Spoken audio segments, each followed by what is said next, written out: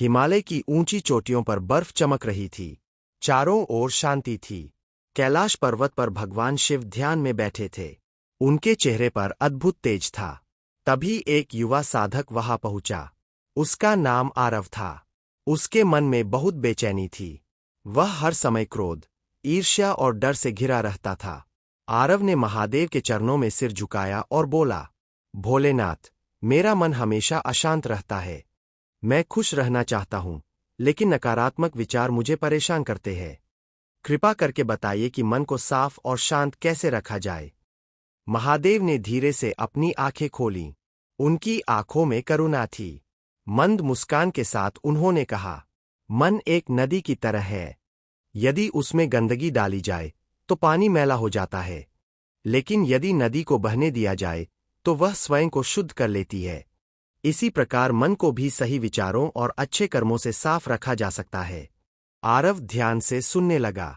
महादेव बोले, सबसे पहले अपने विचारों पर ध्यान दो। जैसा सोचोगे वैसा बनोगे। यदि हर समय दूसरों की बुराई सोचोगे तो मन भारी हो जाएगा, लेकिन यदि प्रेम, दया और क्षमा का भाव रखोगे तो मन हल्का रहेगा। इतना कहकर महादेव ने अपने त्रिशूल की ओर इशारा किया और बोले, यह त्रिशूल 3 बातों की याद दिलाता है: सत्य, धैर्य और संयम। सत्य मन को मजबूत बनाता है, धैर्य मन को शांत रखता है और संयम मन को पवित्र बनाता है। आरव ने पूछा, भोलेनाथ, क्रोध आने पर क्या करना चाहिए? महादेव मुस्कुराए और बोले, क्रोध आग की तरह है। यह पहले स्वयं को जलाता है, फिर दूसरों को। जब भी क्रोध आए तुरंत प्रतिक्रिया मत दो। कुछ पल गहरी सांस लो और ओम नमः शिवाय का जाप करो। मंत्र मन की अशांति को धीरे धीरे समाप्त कर देता है। हवा में डमरू की मधुर ध्वनि गूंजने लगी। वातावरण और भी दिव्य हो गया।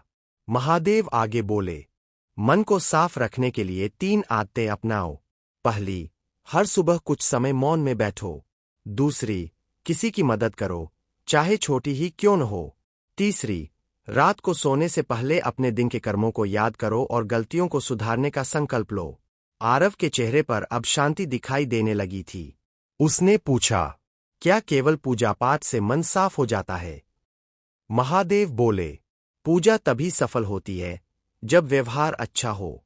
यदि कोई मंदिर में दीप जलाए लेकिन लोगों के दिल दुखाए,